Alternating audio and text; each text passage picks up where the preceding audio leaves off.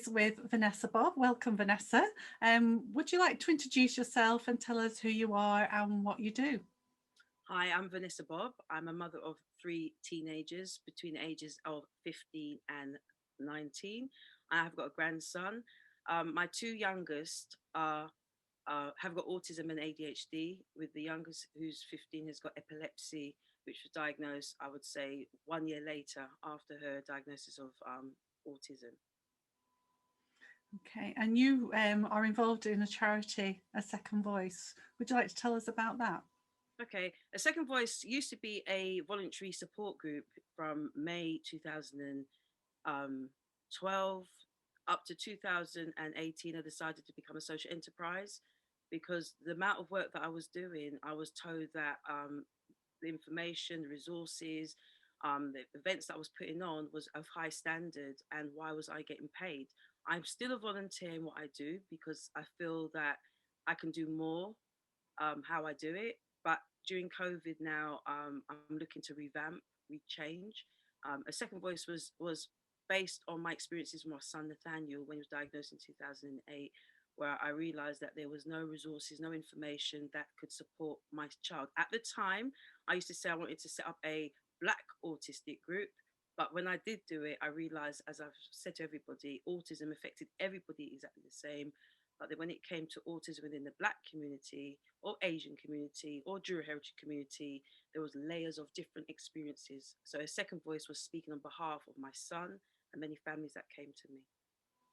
I've noticed that through COVID that your language around different cultures have changed. So we've had the phrase BAME, haven't we, around for a long time, but I've been interested in watching what you've been saying about that. Would you like to explain that a little bit more? Okay. Before COVID, the word BAME, Black Asian Minority Ethnic Community, was used quite a lot, or Black Minority Ethnic Community.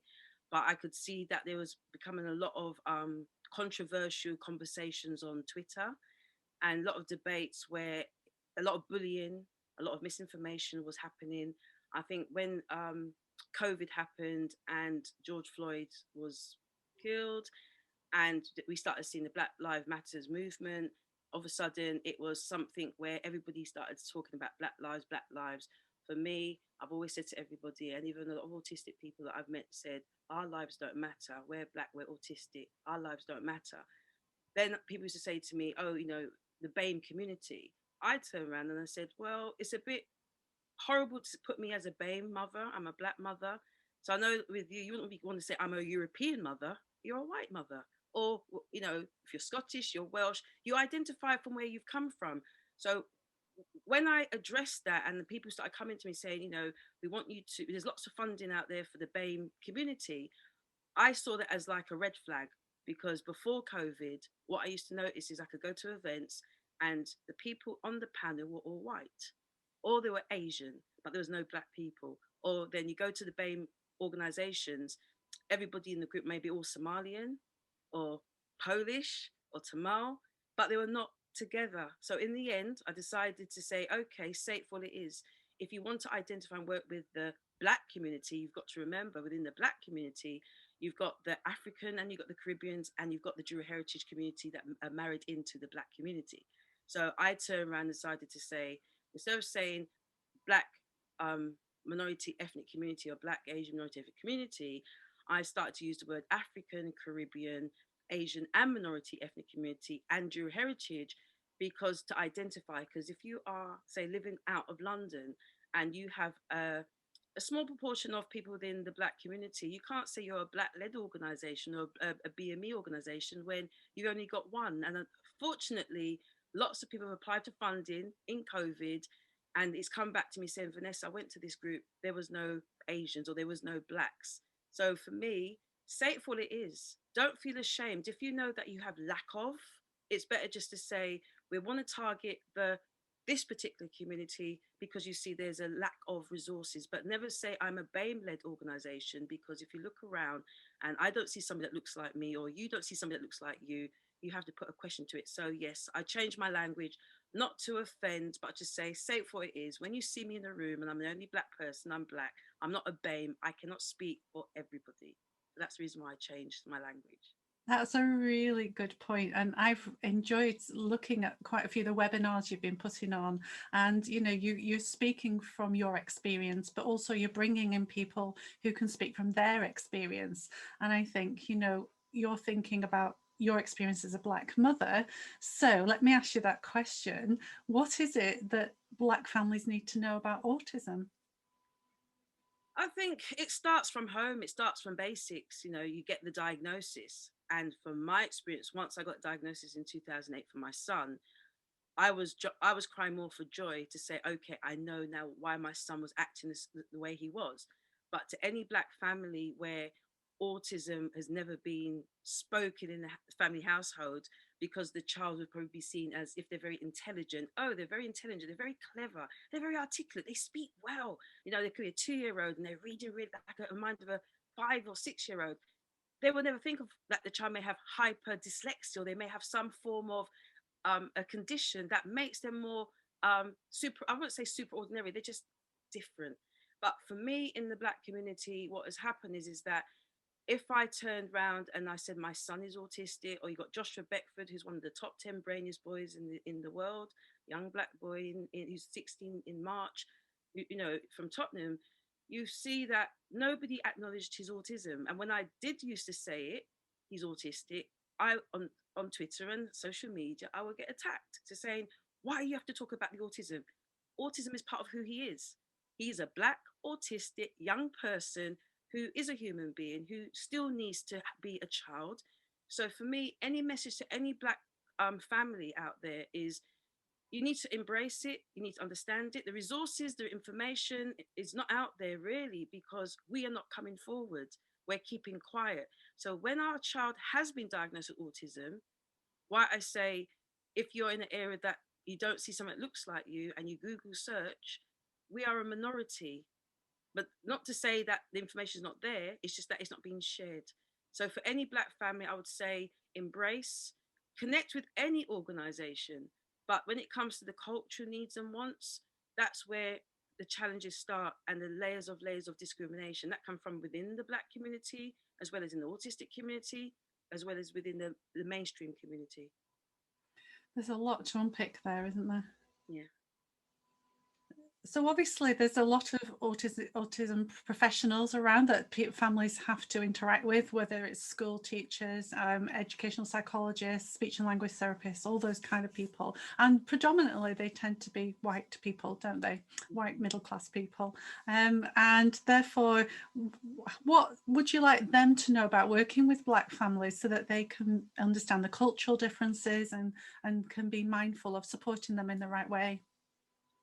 I think it's down to the individual, because it could be both ways. You've got a lot of Black families, Asian families, who probably never mix outside of their race, because you've got to go some areas where it's predominantly Black. Yes, you may see the white doctor on TV, you see white faces, but like I said, Black Lives Matters, COVID, you see more people of color. Even though I've been told, that work is to offend people. But for me, for anybody, that when you're working with a Black family, is to find out where they're from first, because I am not Jamaican and I'm not African. My parents are from South America, which is Aruba and Guyana. But for some reason, when people come and spoke to me, they assume that I'm Jamaican. But I think to myself, okay, I'm not going to be offended. I'll say, look, sorry, you got that wrong. Or there's times people come to me and think that I'm Somalian. I said, sorry, I'm not Somalian. So no matter where I go, I could be with Black people, they think the same. I could be with white people, I get the same problem. So what I've done, and my advice to anybody, even Black professionals, because Black professionals, Asian professionals do get it wrong as well when they've got a child who's got challenging behavior, if it's linked to any condition. So my advice is, find out first, where is that family, where is their culture and their ethnicity. Find out about their home life, because not every Black family are from a single family household. And this is something that keeps being pushed and pushed. Yes, there are broken families, but you have broken families within white family households. But for some reason, we seem to be the only person that have single families. Incorrect. So for me, it's about find out the family history. Sometimes you've got to check yourself. Are you being unconscious bias? Are you making the assumptions? Because I know that when I meet any family, regardless if they're white or black. I just want to know who is autistic. And my first thing is, sorry to be, no, sorry, I hope it's not being offensive. Where are you from? I'm very open. Where are you from? Then I know, okay, if you're from Nigeria, I know somebody that can help you. I can talk about the autism, but when it comes to the cultural perspective, your language, I need to make sure I can find those organizations. But again, as I've said, you've got to make sure that the families or organizations that you're bringing in to the household is to be careful, because the black community is very small. Because even though we look like there's a lot of us in the UK, we're a very small percentage in the UK. But again, people talk, everybody knows everybody. And I've found where people have been talking about me, not knowing that I am Vanessa Bobb. I've sat there because I obviously changed my hair quite a lot. And there was one time black families would be talking to me, not knowing that I was Vanessa Bobb, and they were talking very disrespectful about me. And I kept quiet. And then when they found out that I was Vanessa Bobb, I was like, okay, because sometimes staying humble and selfless and staying in the background, I can do more than being in the public. But I've now feel as COVID, I've had to be more vocal because I've seen the damage from within the black community with black professionals, where there's a lot of assumptions made because if they know somebody who's autistic, they've got on with it, but they've never spent time with an autistic adult because they've not seen a black autistic adult because they've only seen children. And then on the flip side, you've got a lot of mature black autistic professionals or parents who've had to fight hard. So at the same time, they're protecting their job, they're protecting their identity. And then you've got the white professionals now where they may be doing a good job, but it's the cultural perspective that is lacking because the resources are not there. So I think everybody has got a part to play. Yes, racism is there. Yes, discrimination there. You know, I talked about implicit bias just now before we came on, and I said I've had to check myself to make sure that when somebody comes to me, am I being racist? Am I being prejudiced? So it starts with us first. We can't keep on pushing blame on everybody because I know, and I've always said it, my support came from the white community because everywhere I went to the black organizations, no, he's not autistic. You sure he's not? You sure it's because the dad left home? So I was getting a lot of pressure from inside my community, in the church community, around my family and my friends. I'm not going to disrespect anybody to say, okay, it's their fault who I am. What it did, it built me to become strong, to realize that everybody needs to take responsibility when that person comes into the room and you are a white person. If you don't understand, fine, because I still don't understand many a time. So as I said, get to know the family, and if you read on the information, but sometimes people see a name not realizing that say a white woman could have an African name because she may be African, and then when she comes into the room, oh, so again, just because you read a name, be careful that you're not making a conscious decision based on a name. And that's where again a lot of misinformation, because the name says black or Asian, but they're not because they've actually married outside their race. So again, everybody's got a part to play. I'm not saying people say I seem to sit on the fence. It's because my journey has been where I've had to fight for my children, fight for my identity, fight for my character, because I was always told that I was the problem. But on the flip side of it, I realized being honest, being true, and finding out about what autism is in that culture is the best way of getting the best result, so that any family that comes to you as a black profession as well, where you get a white family coming to you, is go out, connect, do your research. There's lots of webinars on now where if you don't want to join that webinar, you can always tap in because there's a lot of information out there that we can tap into. Thank you. And that's what I've been doing. You know, you've set me off on a journey of learning about all different kinds of cultures. And it's fascinating because I love people, and just finding out about people is interesting in itself. But it does make you have to challenge yourself on your biases, doesn't it? And I will hold my hand up that I'm being challenged a lot. And it's good for us to do that. I think what's interesting as well is how that connects to also the sort of genetic aspect of autism as well, that sometimes as professionals, I often say, you know, we have to be mindful that there may be parents who are on the autistic spectrum as well, who haven't understood that or don't know it, or they might have a diagnosis and haven't disclosed it. And all that thing around masking. So there must be cultural masking as well, mustn't there? Lots of lots. Fascinating stuff, lots for us to learn. Yeah. Now, what we love is lots of practical ideas. So have you any practical things that professionals or parents could do to support Black autistic children?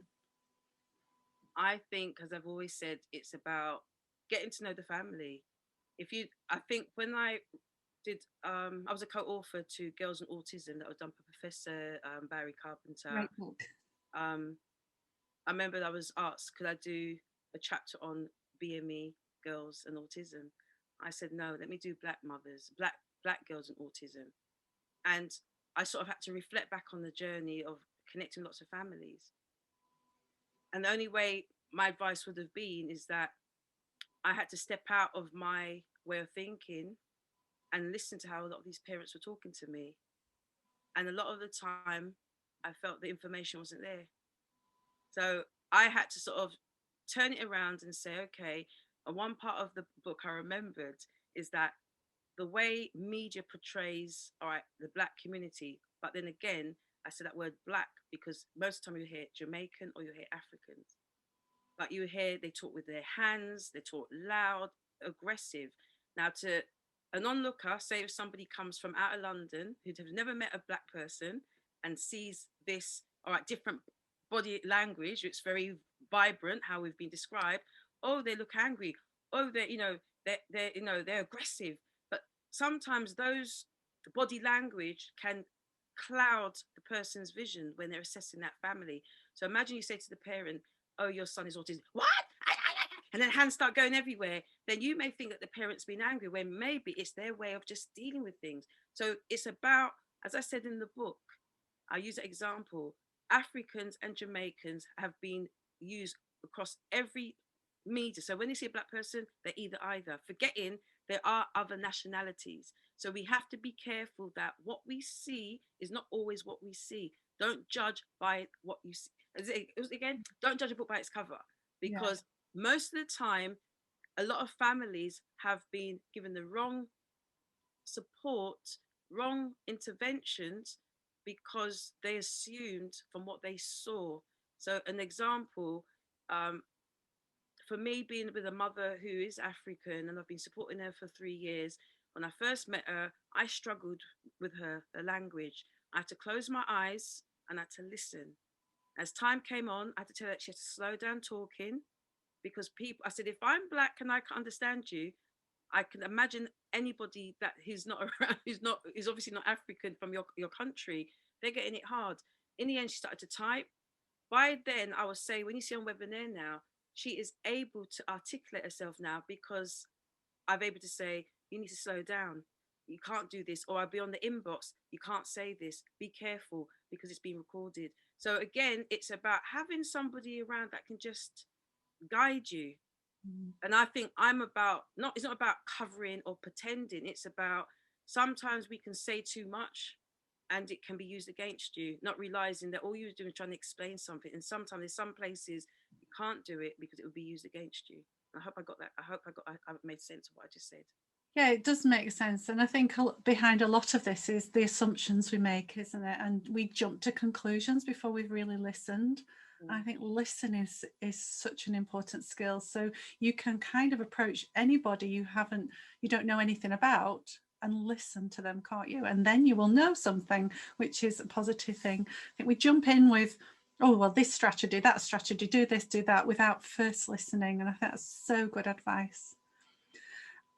I know that your experience with a lot of families that you've supported, and sometimes that support isn't there or it's done wrongly, and it has a massive damage, doesn't it, on the young person themselves, their family.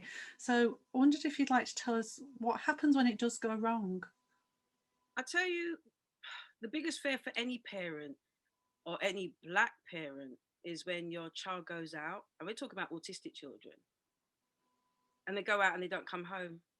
Because obviously, if parents and families or professionals are in denial about what autism is, and they've misdiagnosed the autistic person as just being, in a broken home, when the child is really diagnosed of autism or ADHD or any other hidden disability, is being stop and searched.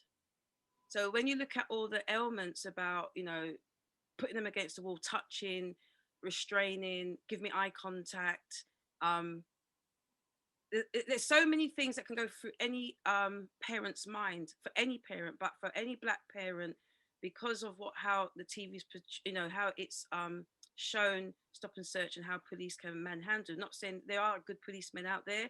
I'm not going to go against that, but everything when it comes to touching an autistic person, I think for a police officer, anybody, social services, the inappropriate inpatient admissions sections, prevention and avoidance is a key of making sure that these things don't happen. But if nobody understands what autism is, they break all the rules. And then that autistic person, whether they're white or black, could lash out because they've been told things that goes against their rules.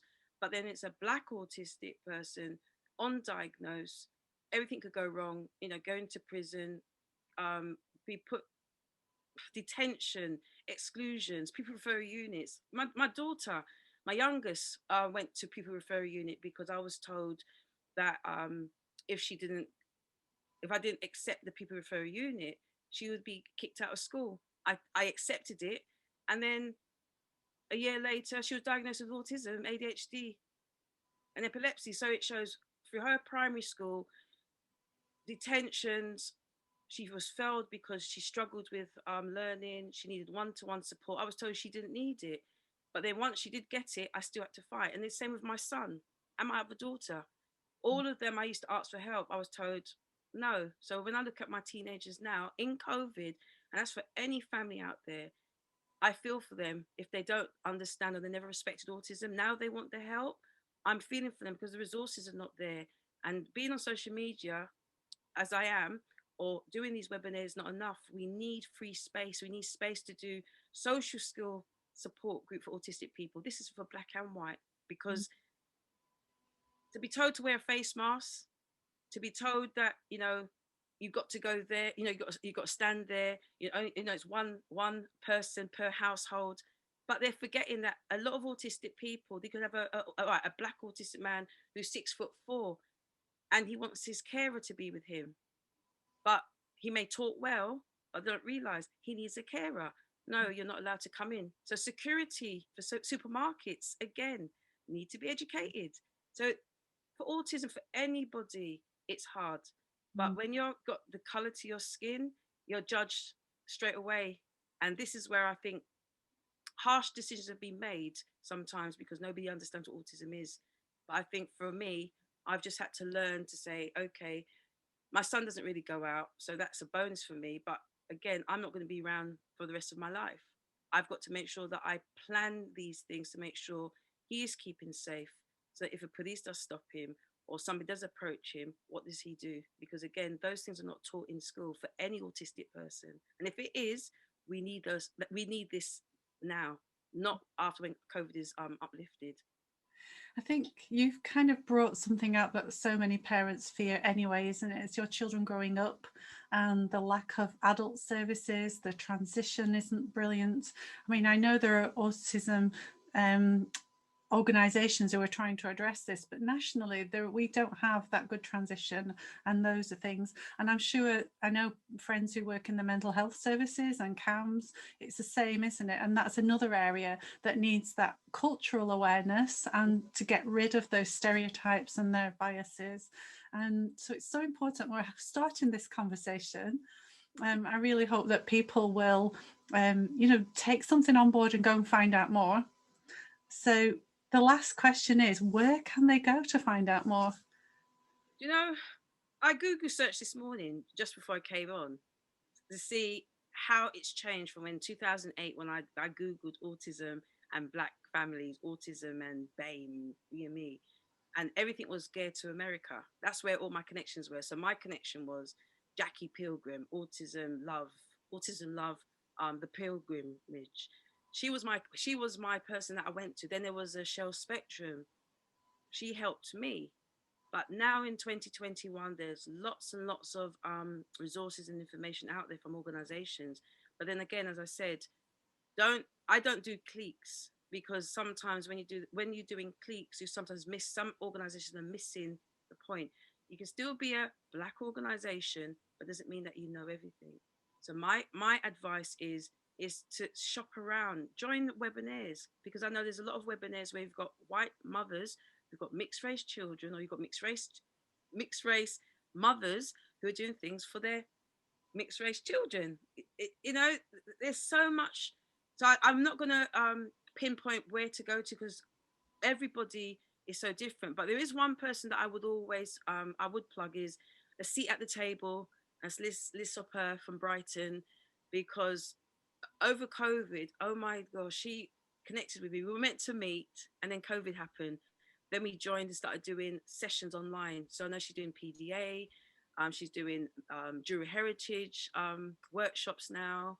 You know, so for me, she's the only person that I know is doing something. And then I know you got Sunshine Support. Again, I have to plug because I've been made an ambassador now. So I know there's organizations out there now who want to connect because they want to outreach to the families from the Black, Asian, minority ethnic communities, the African, the Caribbeans, the Jewel heritage. You just need to Google search. But again, you Google search, but you look on their menus. Not when they use that word diversity, inclusion, and doesn't always equality doesn't mean that it's dealing with the cultural element. I suppose I can say you can go to the National Autism Society. Now people say, oh, why am I plugging? Again, that is where all my source came from. I mean, there's so many Black professionals that I've met through the National Autism Society. And then from there, I was able to deliver a lot of my workshops through connecting. So again, where somebody may say, I don't like that organization or I don't like that individual, I can't do that. Because end of the day, if I did that, I wouldn't be who I am, where I connect. I'm a connector because I can't speak for everybody. But what I can do, like I said to you earlier, if somebody is Nigerian, if somebody's from Somali, I can find the families in different parts of the UK or around the world. Until we learn to let go of our pride and say, okay, I don't know where to go to, they can come and say, Lynn, do you know somebody? Oh, I may know Vanessa Bobb. But if you came to me, I may still signpost it onto somebody else. And that's what I do. But sad to say, I don't always get no feedback of yes, Vanessa. But over COVID, I've had a lot of case studies where, just as an example, which is positive, I got a phone call last week, and it was a mother died of a sudden, 30th of December. The autistic person was 38 years old. The sibling decided to put the sibling into a respite at the moment because she didn't know what to do. And then I got a phone call from an organization where the mother and the daughter went together. And my first question was, where did she come from? They told me. I found two organizations that I've worked with, or I know they've got good links. They practice what they preach. I brought them into me. I said to the connector, the person that was a connector was a white woman, and she's Scottish. I think she's Scottish or Australian. I can't remember, but I know she had a language. So don't see how I'm there judging and making assumptions again. But I knew she was not from the UK, and she just said to me, I just need to help this family because she was so committed to our group since 2015. So okay, I did it. And Friday, after I met up with everybody on the Zoom, I wrote a letter to the local MP, the councillors, the mayor, the adult social services, because this autistic person didn't have no social worker. Mother died the 30th. So for 4 weeks, she was in this place. The sister, I don't know what to do. I said, I can help you with the autism. But when it comes to the language, dialect, I need to get somebody from your community that can connect in regards to, again, funeral arrangements, bereavement, sibling support. By the time we came through, yesterday was the meeting. So these two counsellors, maybe I will announce it later on when see the result. These two counsellors came on the weekend. We want to help this family. By Monday morning, yesterday, 11 o'clock, we had a meeting. By a couple hours later, social workers was assigned to this mother to the sister. So it shows that if you work together collectively, it can be done. I've seen so many families, autistic people who have come to me in my journey. I've had successes. I don't talk about those because I don't want to. I'm just about the solutions. Sad to say, there's people that I have gone to and they've used my name in the wrong way because I didn't give them what they want because I asked a question. What is, if I'm asking for a reason, it's because I need to make sure before I go to the councillors and the MPs, the information is correct. But sad, there's some people who just want a result, but not looking at themselves. So I'm very careful now in COVID of I don't take on every case because my name may be linked to it. So anybody out there who's obviously seen my name linked to something, I've walked away, there's a reason because I don't like messiness because autistic people need clear instructions, clear information. And if the resources are not there, I know who I can go to. I know I can go to Widget. I'm sorry, I'm plugging Widget because I know that's what I've been I used. love And I can go Bridget. to and I can go to Lynn Mackin. I can go to Reach Out ASC. I know that there's lots of other organisations, but I've watched what you've been doing, all the free resources that you've been putting on Twitter. Oh my gosh, these are the things families need right now because the government are not across the world are not giving these resources to families who can't do it. So what we're doing is giving out free resources, free information, free workshops. Some have to be paid for because bills have to be paid. But I've seen the amount of families that have come out and said, Vanessa, thank you for connecting me to even Sarah Jane Cretchley. She's done a lot coming onto some of my webinars. Lavender Girls based in Lambeth, but they're national. They are the ones I have to plug because they have done something specifically for girls. But when you talk about black girls, it's a different level. But I know me doing this webinar over the years, and I've had to plug those individuals because they're the ones that have, like you, has been an insight. As you said, you came to me on the PDA workshop and said, Vanessa, thank you for talking about the cultural perspective. People too scared to talk. I'm no longer scared to talk because I've seen the damage that has happened to my children in COVID and my own mental well-being. But I'm not going to stop. But I feel that I have to thank you for asking me to do this with me. People saying that I am tired, but I feel it was important because my voice has been clouded, and I've always been pushed aside because people thought I was too much. No, I'm not too much. I'm just tired of COVID. You know, services been told it doesn't exist when my argument is before COVID, I was told, I'm sure you've heard, any parent out there is you don't meet the criteria, there's no threshold. And then it's copy paste on statements and EHCPs, IEPs, school actions. I'm seeing it all now. So government need to stop using that word, or local authorities, there's cutbacks. I've been hearing it for 12 years. So what we need as a community, autistic community, black community, Asian community, professionals, NHS police, we need to keep it real because when this lockdown does get lifted, or when it does get lifted, we get back to some normality, it will never be the same because we have had to now come out of our comfort zone. We've been made to be uncomfortable if we talk about race, discrimination, being different. It's about time now we have to just embrace and keep it real. And that's what I'm about, keeping it real. I don't want to upset people, but I've been hurting for too long. And I feel I just need to just say to any family out there, you're not alone. There are a lot of organizations out there who are looking at diversity, but then we've got to make sure that word diversity is not just a smoke screen for funding. And I'm gonna say it as is, and that's what's come back. So I'm Yeah. just saying, keep it real. I think that's a lovely message, especially that you're not alone bit, isn't it? That whether you're a white professional trying to find out how you can support your families better, go and ask. Keep it real, find the information. But if you're a family from any kind of culture, you're struggling to work with services, again, keep it real. Tell them what you need them to know. I think that would be quite good as well, isn't it? And thank you. It's a joy to talk to you and learn myself. And I really thank you for this interview. Thank you, Lynn. Just one thing I will say, that book about autism and girls, we'll put the link to it with this because it's a brilliant book. I read it for the second time over Christmas. Have you got a copy there? My copy, yeah, got quite a few copies. It is an amazing book. Oh, so And Sarah Jane Critchley, who you mentioned, is also a friend of mine, has written a book, a chapter in there. But it's kind of like the most up to date we've got, isn't it, on all the information about girls? So it is great.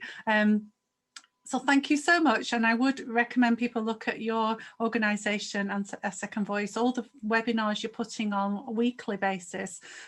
Go along to them, go and find out more, and thank you so much. Thank you, Lynn. Hey, it's Ian here at Studio TV. Thank you so much for joining us here at Getting It Right for Me Live. Let me ask you a really quick question. Are you here because you are hoping to develop your skills and your knowledge and all your learning and understanding around supporting and caring for children and young people with special educational needs and disabilities?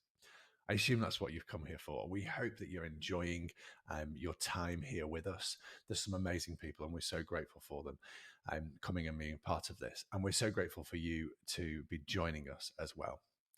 There's a couple of things I just really quickly wanted to introduce you to. First of all, don't forget that you can upgrade your ticket at any time to one of the paid tickets, which we try to keep the price as low as we possibly can, just to cover what we need to help out the speakers a little bit, and make sure this event is as good as it can be. What that means is you can access the live Q&A sessions that we're running throughout the event, and you can access all the sessions for up to a year afterwards if you buy one of those paid tickets.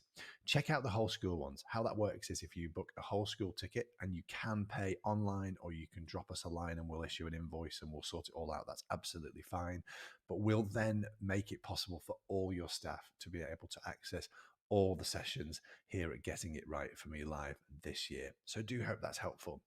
The other thing I want to mention is, and there are lots of members joining us this week, so thank you so much to those of you who are members, but we have put together, if you're looking to go deeper and access ongoing support and help and training, either as an individual, as a parent, as a professional supporting someone with additional needs, in a school or educational setting, or from a professional point of view, we have put together here at Studio TV with Lynn McCann and her team at Reach Out ASC a fantastic membership that starts at just £10 a month and includes a wide range of courses to help you support those in your care.